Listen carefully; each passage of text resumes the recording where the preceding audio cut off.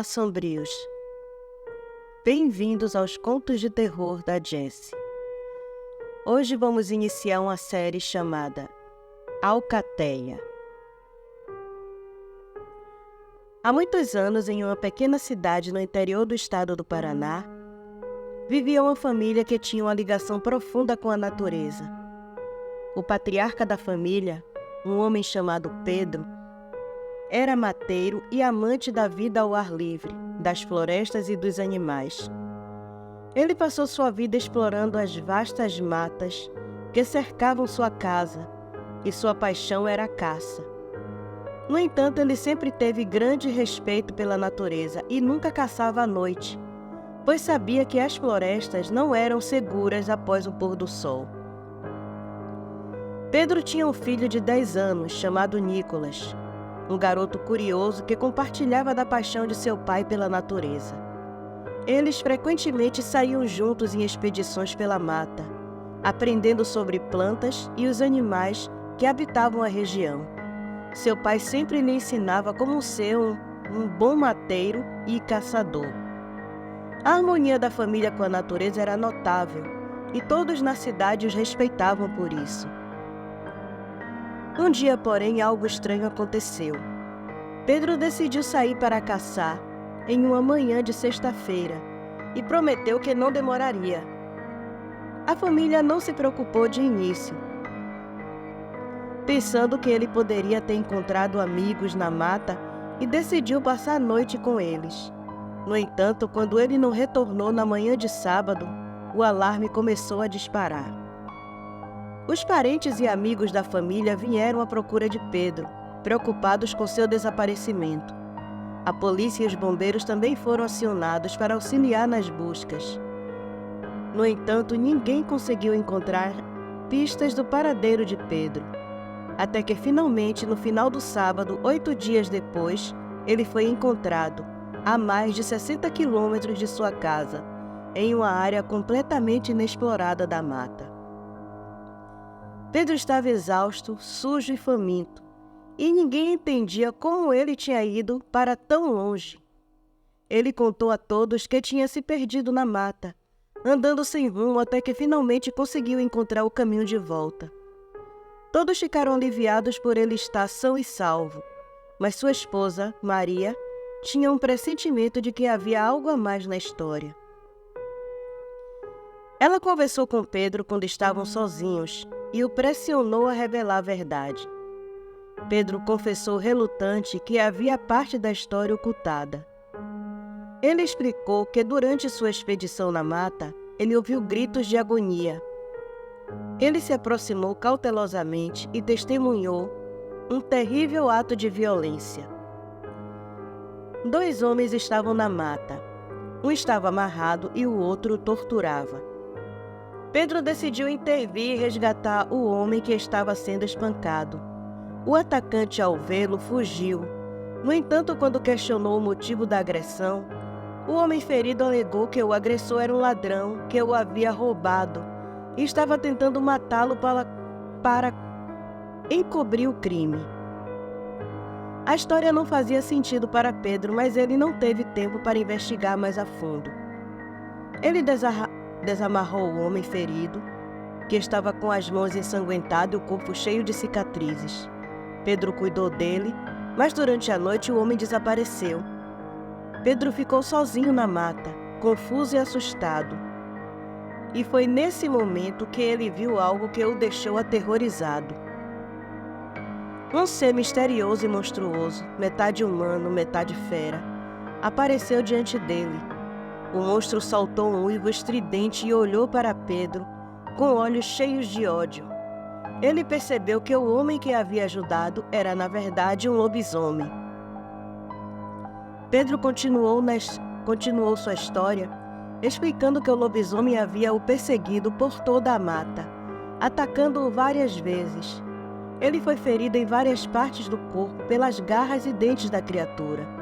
Ele passou fugindo da criatura todos os dias que passou perdido na mata, até finalmente conseguir voltar para casa.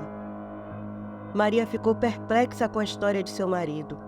Ela não sabia se devia acreditar nas palavras dele, mas havia algo em seu rosto que a fazia pensar que ele estava dizendo a verdade.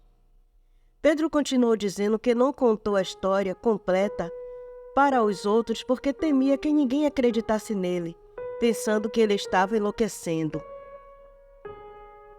Enquanto Pedro tentava se recuperar de sua experiência traumática, ele estava determinado a encontrar o lobisomem e desvendar o segredo das profundezas da mata.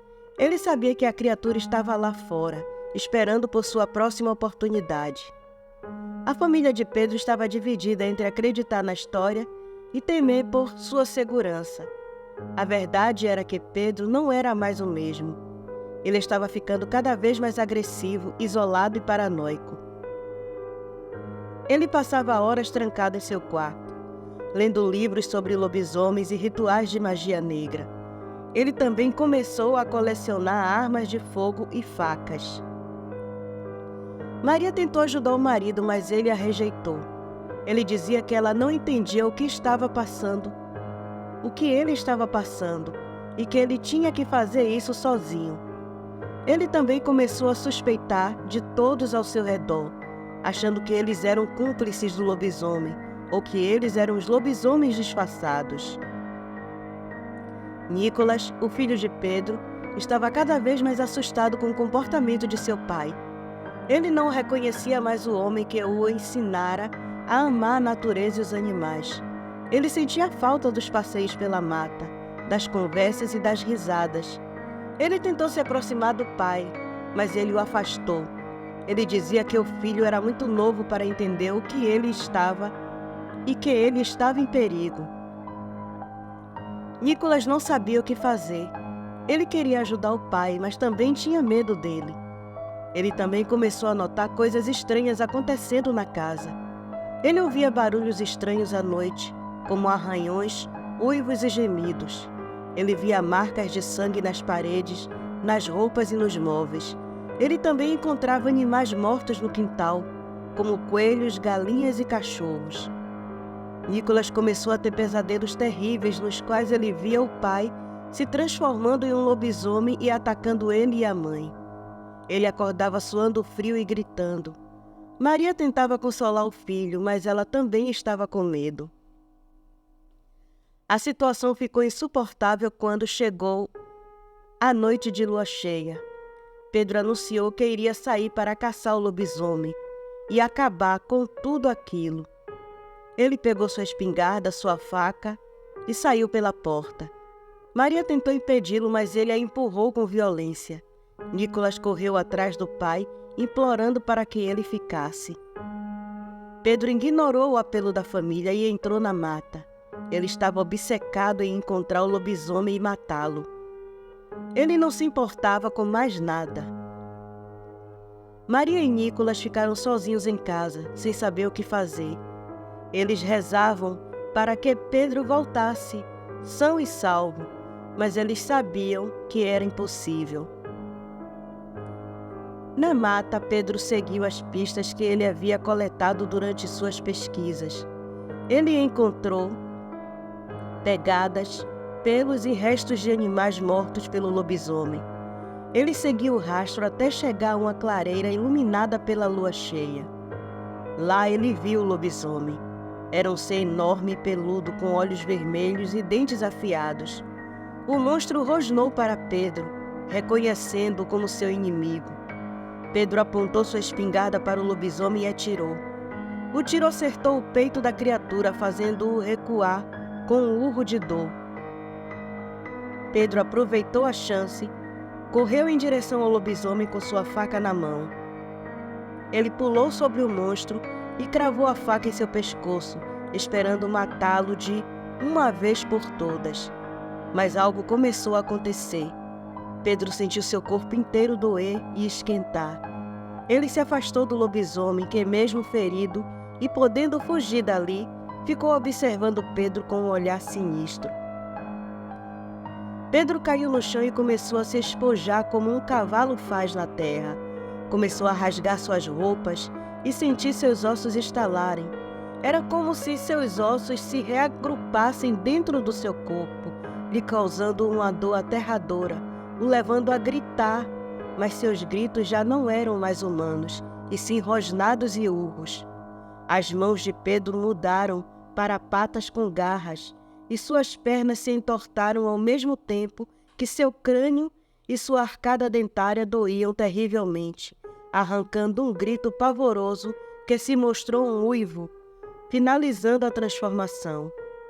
Pedro agora era um lobisomem, e quando teve a consciência disso, se virou para o outro lobisomem e foi atacá-lo. Mas este se ergueu em 2 patas e rosnou poderoso, mostrando superioridade a Pedro. Pedro apenas se abaixou, ganindo baixo. O outro então rosnou baixo no ouvido de Pedro, que entendeu o que ele dizia. Bem-vindo à família, mateiro. Você será bem útil. Agora me siga para conhecer sua nova família. Pedro, em sua forma de lobisomem, seguiu o outro e sumiram naquela parte inexplorada da mata. Como o fato se deu? Quando Pedro ficou perdido na mata, sendo perseguido pelo lobisomem, a fera não tinha intenção de matá-lo.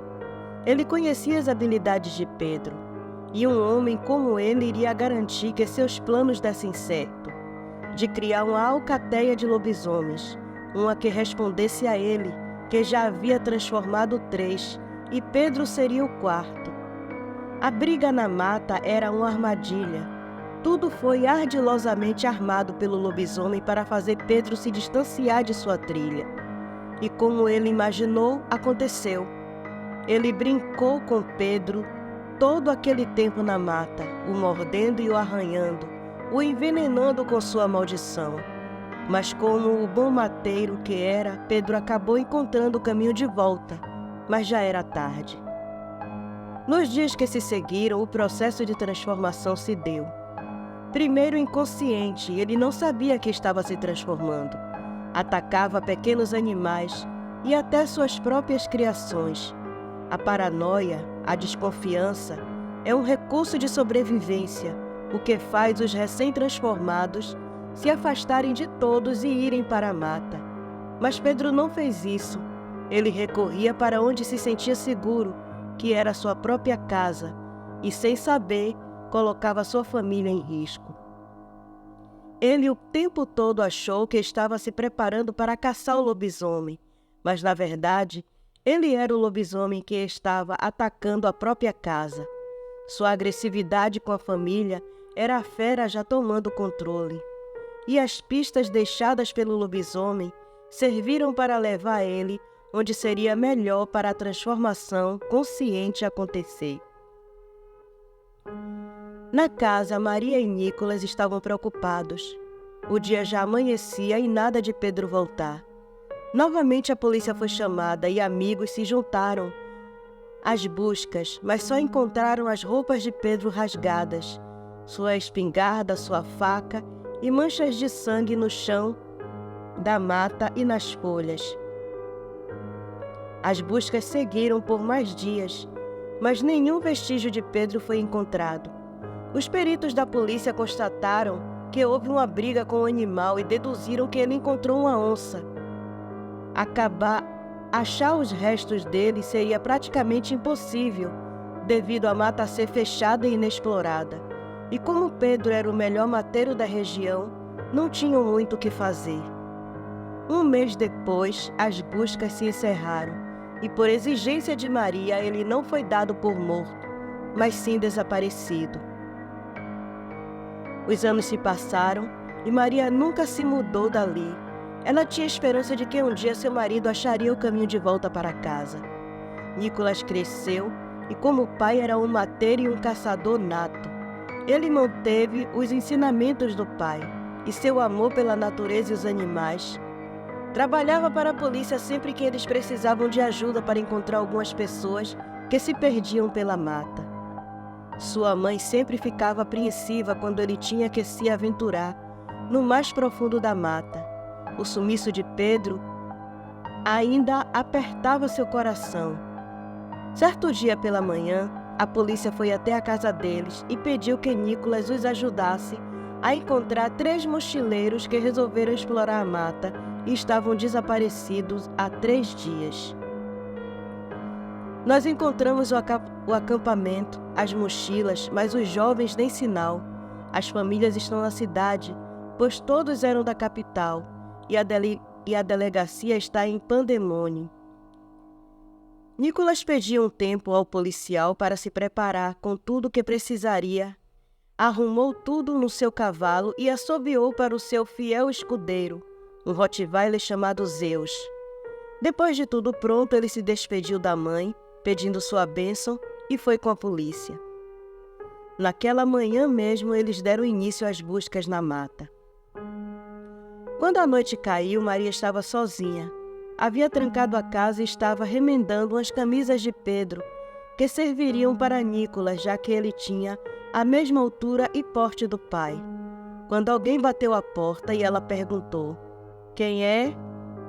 Uma voz familiar respondeu: "Sou eu, Maria, Pedro." Maria se levantou atônita, surpresa e ao mesmo tempo feliz. Ela correu até a porta, pois sempre soube que Pedro estava vivo. E ali estava ele, 15 anos depois. Ali estava ele. Mas ao abrir a porta, seu semblante caiu. O homem que estava do lado de fora tinha a voz de seu marido, mas já não era mais ele. Seu olhar selvagem e vermelho, com um sorriso macabro, rosnou dizendo: "Sentiu minha falta, amor?" Maria correu até a cozinha. Ela deixava uma espingarda carregada sempre atrás da porta, mas Pedro invadiu a casa atacando e a derrubando no chão. Seus dentes eram pontiagudos e baba escorria de sua boca enquanto cheirava a ela. Um cheiro de carniça fez os olhos de Maria arderem e ela sufocar. Ele então perguntou com uma voz animalesca: "Onde está nosso filho? Eu vim buscá-lo. Diga onde ele está. Não sinto o cheiro dele na casa." Maria tentava tirar ele de cima dela, mas sem sucesso. Ela então o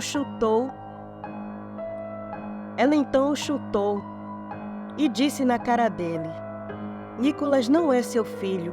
O pai dele morreu na mata há 15 anos. Você, essa coisa amaldiçoada, não é o pai dele." Furioso, Pedro terminou de se transformar e despedaçou o corpo de sua esposa num estado de fúria completamente dominado pela fera, e depois devorou suas entranhas, deixando o corpo de quem um dia foi o amor de sua vida espalhado pela sala. Ele saiu uivando pela noite. Seu objetivo era levar seu filho para fazer parte de sua nova família.